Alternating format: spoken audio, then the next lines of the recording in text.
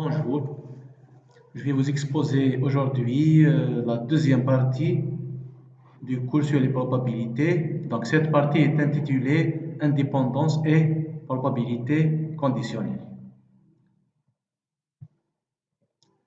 On va commencer d'abord par l'indépendance des événements. Donc on dit que deux événements A et B sont indépendants si la probabilité de A inter B égale P de A fois P de B. C'est-à-dire la probabilité de l'intersection, c'est le produit des probabilités. Donc on va donner un exemple ici. On jette un dé une seule fois. Donc si on jette un dé, automatiquement l'ensemble de toutes les possibilités, c'est de 1, 2, 3, 4, 5 jusqu'à 6. On prend deux événements. Donc le premier événement, c'est avoir un nombre pair. Donc avoir un nombre pair, ça veut dire que c'est 2 ou 4 ou 6. Donc la probabilité de cet événement, c'est 3 sur 6 parce que vous avez 3 cas favorables, 3 éléments sur 6, c'est l'ensemble des cas possibles, c'est-à-dire de 1 jusqu'à 6. On va prendre dans notre événement B, c'est avoir un multiple de 3. Donc il y a deux éléments, donc la probabilité d'avoir le B, c'est 2 sur 6. C'est deux éléments sur 6. L'intersection de A et B, c'est avoir un nombre pair et un multiple de 3 à la fois. Ça veut dire le seul élément qui est dans les deux ensembles, c'est 6.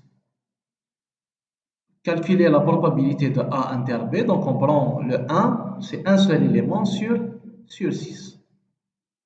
On a la probabilité de l'intersection, c'est 1 sur 6. Et si vous faites P de A fois P de B, on va avoir aussi 6 parce que c'est 3 sur 6 fois 2 sur 6. Donc en simplifiant, on va avoir 1 sur 6. Donc on a P de A inter B égale P de A fois P de B égale 1 sur 6. Ce qui veut dire que A et B sont indépendants. C'est la définition de l'indépendance.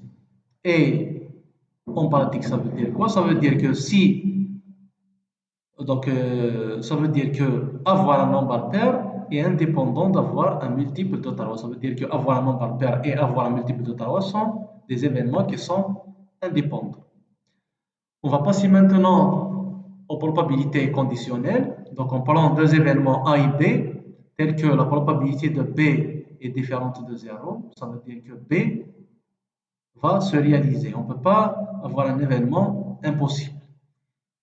On appelle probabilité conditionnelle de A sachant B le quotient P de A trait B qui est calculé de cette façon. Donc il suffit de diviser la probabilité de l'intersection sur la probabilité de B. Donc on lit P de A sachant B ou bien P de A trait B. Dans l'exemple du jet d'un D, donc on a déjà oméga de c'est des éléments de 1 jusqu'à 6. Donc on définit A qui est avoir un nombre pair, donc c'est 2, 4, 6. Sa probabilité, on l'a déjà calculé, c'est 3 éléments sur 6. Donc c'est 3 sur 6. On prend un autre événement B, c'est avoir un résultat inférieur à 3. Donc les résultats qui sont inférieurs à 3, c'est 1, 1 et 2. Donc la probabilité de B, c'est 2 sur 6. Deux éléments, deux cas favorables sur 6 cas possibles. Si on fait A inter B, donc le seul élément qui est dans A et B en même temps, c'est 2. Donc la probabilité de cet ensemble, ou bien de cet événement A inter B, c'est 1 par 6. Donc pour calculer P de A sachant B, donc on divise P de A inter B sur P de B, donc on va voir c'est 1 sur 6 sur 2 sur 6. Donc on va avoir 0,5. Donc la probabilité d'avoir un nombre pair sachant que le résultat est inférieur à 3, c'est 0,5. Ou bien, donc on peut dire aussi que si le résultat est inférieur à 3, donc ça c'est B, il y a 50% de chance d'avoir un nombre pair. Donc 50% c'est 0,5, c'est la probabilité 0,5. Donc si on a un résultat inférieur à 3, il y a 50% de chance d'avoir un nombre pair. Les remarques, donc si on a deux événements A et B sont indépendants, la probabilité de A sachant B, donc on va l'écrire, c'est P de A inter B sur P de B, comme A et B sont indépendants, donc P de A inter B, c'est la probabilité de A fois la probabilité de B, donc sur P de B. Donc on peut simplifier P de B, P de B, donc on va avoir P de A.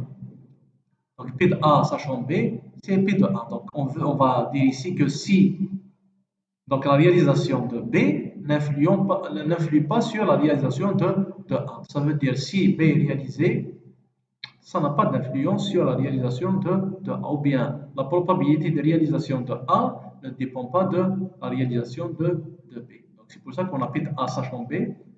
C'est la même chose que P de A sans sachant B.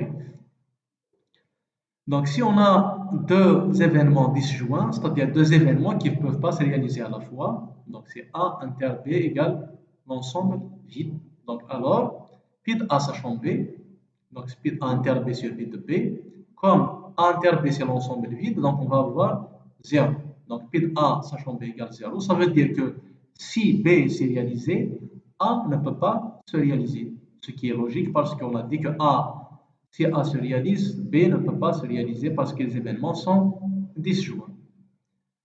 On va passer maintenant à la formule de probabilité composée. Donc, cette formule de probabilité composée sert à calculer la probabilité de l'intersection de A inter B, donc de A et B, avec la probabilité de A sachant B et la probabilité de B sachant A. Cette formule est utilisée quand on n'a pas l'indépendance entre les deux événements A et B, parce que si les événements sont indépendants, P de A inter B, c'est directement P de A fois P de B. Mais si A et B ne sont pas indépendants, on peut utiliser cette formule qui nous dit que que pour deux événements A et B, la probabilité de A inter B, soit c'est P de A sachant B fois P de B, soit c'est P de B sachant A fois P de A. Donc, ça dépend de ce qu'on a dans les hypothèses. Donc, si dans les hypothèses, on a P de A sachant B et P de B, donc on utilise celle-là. Et si on a P de B sachant A et P de A, on peut utiliser la deuxième. La formule des probabilités totales, donc on définit d'abord c'est quoi un système complet d'événements. Donc si on prend des événements A1, A2 jusqu'à AN, on dit que ces événements forment un système complet d'événements si, quel que soit IJ, AI inter AJ égale l'ensemble vide. Ça veut dire quoi? Ça veut dire que chaque fois qu'on prend deux événements, l'intersection entre eux, c'est l'ensemble vide. Ça veut dire que chaque fois qu'on prend deux événements, il n'y a pas d'élément commun entre ces deux événements. Donc on dit que les événements sont deux à deux incompatibles. Et la réunion de tous les événements, c'est l'ensemble fondamental oméga. Donc on a fait un petit schéma ici pour représenter ça. Donc on a des événements A1, A2 jusqu'à AN. On voit bien qu'il n'y a pas d'intersection entre les événements. Chaque fois qu'on prend des événements, il n'y a pas d'intersection entre eux. Il n'y a pas d'élément commun entre un événement et un autre. Et si vous faites la réunion de tous les événements, on aura oméga. Maintenant, si on a un système complet d'événements, donc on peut parler maintenant de la formule de probabilité totale. Donc la formule de probabilité totale est donnée par P de B égale P de B sachant A1 fois P de A1 fois P de B sachant A2 fois P de A2 jusqu'à P de B sachant AN, P de AN avec B. C'est un autre événement, bien sûr, qui n'est pas dans le système complet. Bien sûr, pour utiliser cette formule, donc pour calculer P de B, on doit avoir tous les événements qui sont ici, P de A, P de B sachant A1, P de A1, P de B sachant A2, P de A2, etc. Donc ça, c'est la formule de probabilité totale. Donc on va donner un exemple de l'utilisation de cette formule. Donc on prend une population dans laquelle 40% sont vaccinés contre une maladie A, 60% contre une maladie B. Parmi les vaccinés contre A, il y a 20% qui tombent malades.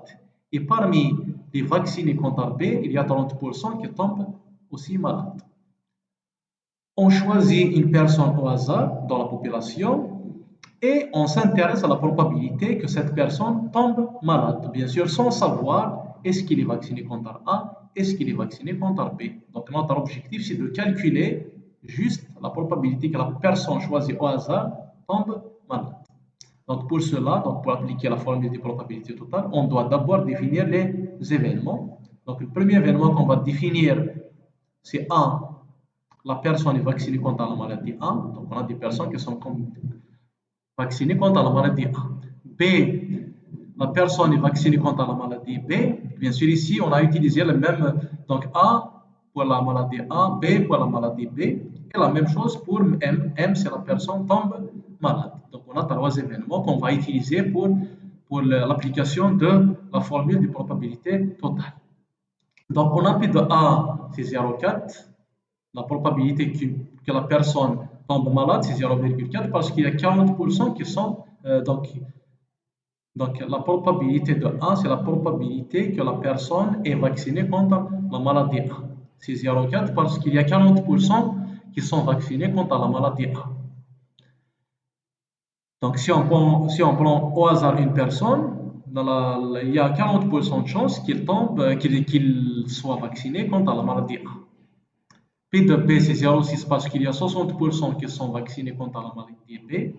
Donc, si on prend une personne, il y a 60% de chances qu'il soit vacciné contre la maladie B.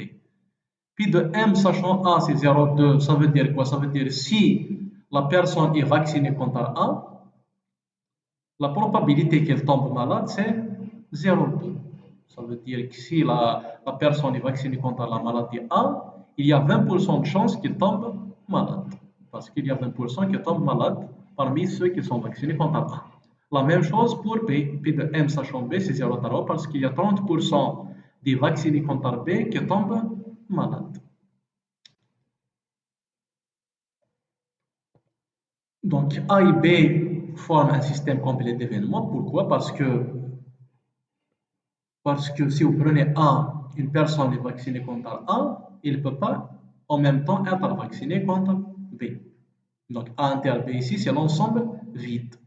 La deuxième condition, c'est A union B égale oméga. Donc si vous prenez les personnes vaccinées contre A et les personnes vaccinées contre B, ça forme toute la population. Donc A union B égale l'ensemble, égale le oméga. Donc on a vérifié que A inter B égale l'ensemble vide et A union B égale oméga. Donc on a un système complet d'événements formé de A et B.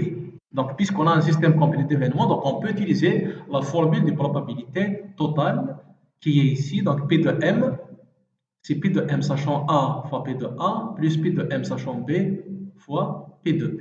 Donc, en remplaçant par les probabilités données déjà dans l'exercice, on aura la probabilité de M égale 0,26.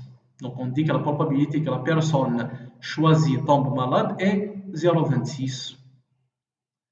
Ou bien, on peut dire aussi que si on prend une personne au hasard dans la population, il y a 26% de chances qu'elle tombe malade. On passe maintenant à la formule de Bayes. Donc, toujours, on a besoin d'un système complet d'événements. Et dans notre événement B, tel que la probabilité est différente de 0. Donc, on va calculer la probabilité de AI sachant B. Tout à l'heure, on a parlé de la probabilité de B sachant AI. Maintenant, on va calculer l'inverse. On va calculer P de AI sachant B. Donc, la formule de Bayes nous dit que pour calculer la probabilité de AI sachant B, il suffit de multiplier P de B sachant AI fois P de AI. C'est-à-dire, on va inverser AI avec B. Donc, on obtient P de B sachant AI. Mais multiplié par AI, divisé par P de B sachant A1 fois P de A1, P de B sachant A2, etc. Donc ça, c'est ce qu'on a donné dans la formule de probabilité totale. Donc tout ça, c'est P de B. Donc dans l'exercice, si on nous demande de calculer P de AI sachant B, donc on va multiplier P de B sachant AI fois P de AI. Si on a déjà calculé P de B, donc on remplace directement par P de B. Mais si on n'a pas calculé P de B, donc il faut remplacer par toute la somme de P de B sachant A1 fois P de A1 jusqu'à P de B sachant AN fois P de AN. Si on prend l'exemple précédent, donc on choisit maintenant une personne malade. Donc si on choisit dans la population, pas n'importe quelle personne, mais on choisit une personne malade. Et on veut savoir quelle est la probabilité qu'il soit vacciné contre la maladie A. C'est-à-dire c'est P de A, sachant M. On sait qu'il est malade, on veut savoir la probabilité qu'il soit vacciné contre A. Donc, dans ce cas-là, on va utiliser la formule de Bayes. On a déjà vérifié que A et B forment un système complet d'événements. Donc, on va utiliser la formule de Bayes. Donc, P de A sachant M. Donc, on a dit qu'on va inverser A et M. Donc, on va avoir P de M sachant A, mais multiplié par P de A. Divisé par P de M sachant A fois P de A, plus P de M sachant B fois P de B. Puisque dans l'exemple précédent, on a déjà remplacé P de M sachant A fois P de A, plus P de M sachant B fois P de B par P de M.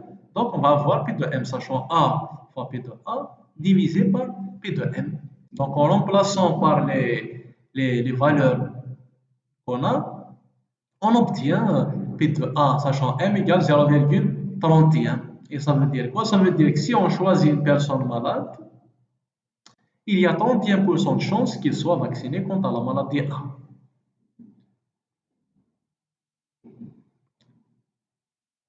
Enfin, donc on va donner une référence, donc un livre, biostatistique, cours, application, exercice corrigé, examen corrigé, dans lequel il y a ce chapitre, bien sûr, donc chapitre probabilité, ainsi que 5 autres chapitres qui sont statistiques descriptives à une dimension, variables aléatoires, estimation, tests statistiques et corrélation et régression. Bien sûr, il y a des résumés de cours.